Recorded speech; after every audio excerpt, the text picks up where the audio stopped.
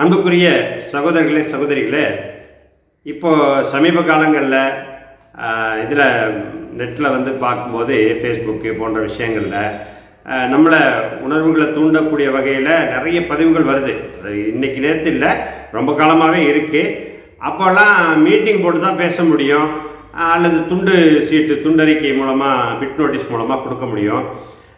But இப்போ இந்த social media சமூக ஊடகங்கள் அதிகமாகிட்ட பிறகு யார் வேணாலும் எதை வேணாலும் பேசலாங்கிற மாரி ஆகிப்போச்சு.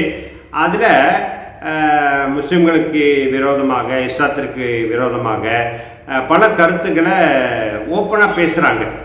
முன்னையெல்லாம் கொஞ்சம் தயங்குவாங்க. அந்த என்ன சொல்கிறது, இப்போ பேப்பரில் பத்திரிகையில் போடணுன்னா அந்த அதுக்கு சில எத்திக்ஸ் எல்லாம் இருக்குது, அதுக்கு கட்டுப்படுவாங்க. அரசாங்கம் அதுக்காக நடவடிக்கை எடுக்கும் அப்படின்னு பயப்படுவாங்க. இப்போ அதெல்லாம் இல்லாமல் போச்சு. அதனால் இஷ்டத்துக்கு தவறான செய்திகளையும் அல்லது தரக்குறைவான விமர்சனங்களையும் வைக்கிறாங்க, நம்ம பார்த்துக்கிட்டு இருக்கோம். இதுக்கு தீர்வு நிச்சயமாக அதே மாதிரி ரியாக்ட் பண்ணுறது இல்லை. இதை நல்லா ஞாபகத்தில் வச்சுக்கிடணும். குறிப்பாக முஸ்லீம் சகோதரர்கள் அதே மாதிரி சில பேர் ரியாக்ட் பண்ணுறாங்க.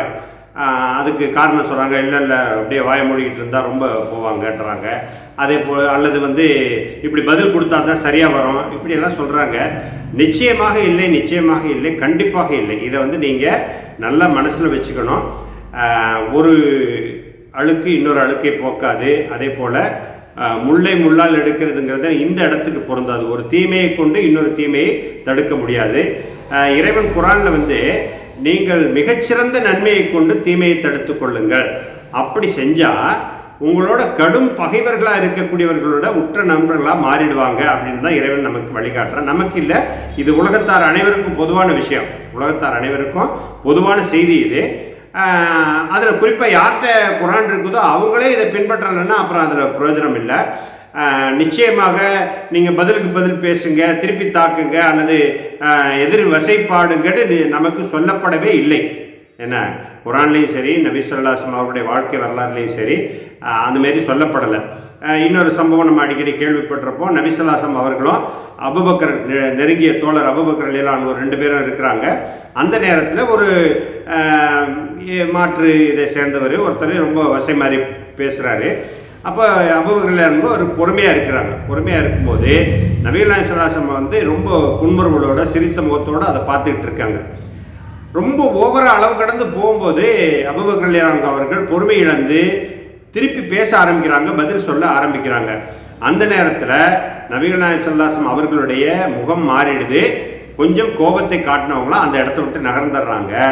அப்போ அபூபக்கர் ரலியல்லாஹு போய் பேசுகிறாரு, என்னங்க இந்தமாரி அவர் அவ்வளோ பேசும்போது நீங்கள் புன்முறுவலோடு இருந்தீங்க, இப்போ நான் திருப்பி பேச ஆரம்பிக்கும் போது அந்த இடத்த விட்டு போயிட்டீங்களே கேட்கும்போது, நீங்கள் எதுவரையும் பொறுமையாக இருந்தீங்களோ அது வரைக்கும் அந்த நபருடைய பேச்சுக்கு பதில் சொல்வதற்கு இறைவன் ஒரு வானவரை நியமித்திருந்தான்.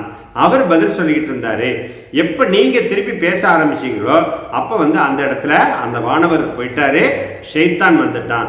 ஷைத்தான் இருக்கிற இடத்துல நான் இருக்கலை, அதுக்காகத்தான் நான் அந்த இடத்த விட்டு வந்தேன் அப்படின்னு சொன்னாங்க. இது எல்லாருக்கும் பொருந்தும், எல்லா காலத்துக்கும் பொருந்தும். ஏன்னா நம்ம கூட சில நேரங்களில், நான் என்னை உட்பட சொல்கிறேன், சில நேரங்களில் நம்ம கோபப்பட்டுடுறோம், திருப்பி பேசிடுறோம்.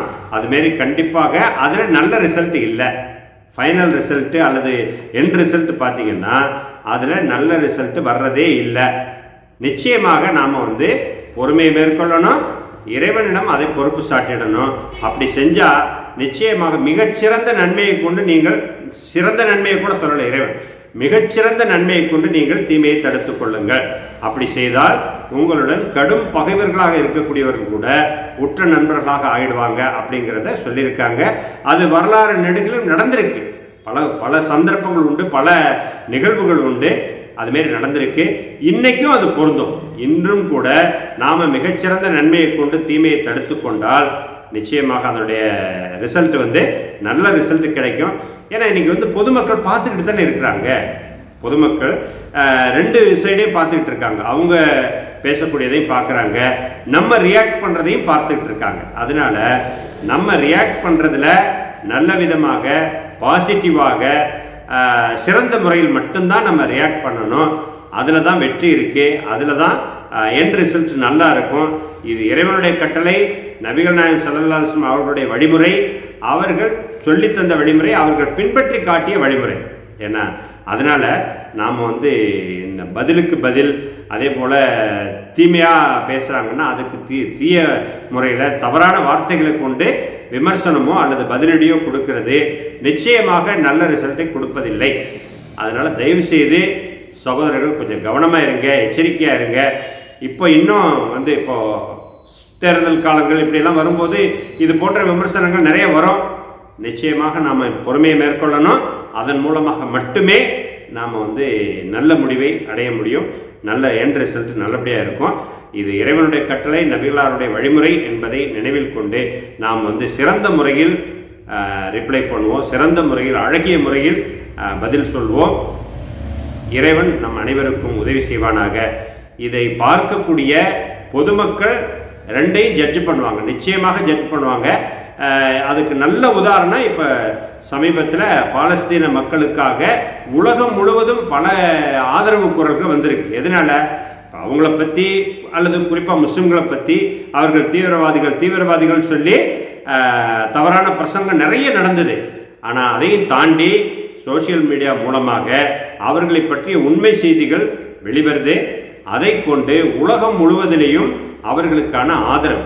அதே போல் இப்போ இன்னைக்கு ஒரு செய்தி பார்த்தேன், சவுத் ஆப்பிரிக்கா ஐசிஜேன்னு சொல்லக்கூடிய இன்டர்நேஷ்னல் கோர்ட் ஆஃப் ஜஸ்டிஸில் இதுக்கு பாலஸ்தீனத்துக்கு ஆதரவாக கேஸ் ஃபைல் பண்ணியிருக்கிறதாக பார்த்தேன். சில நேரங்களில் தவறான செய்திகள் கூட வருது.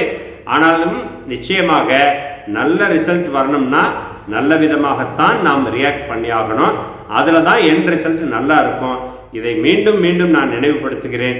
நல்ல விதமாகவே பேசுவோம், நல்லதை மட்டுமே சொல்வோம், நல்ல விதமாக மட்டுமே பதிலளிப்போம். அதன் மூலமாக இறைவன் நம் அனைவருக்கும் நேர்வழி காட்டுவான், நம் அனைவருக்கும் கிருபை செய்வான். எல்லா புகழும் இறைவன் ஒருவனுக்கே. அஸ்ஸலாமு அலைக்கும் வரஹ்மத்துல்லாஹி வபரகாத்துஹு.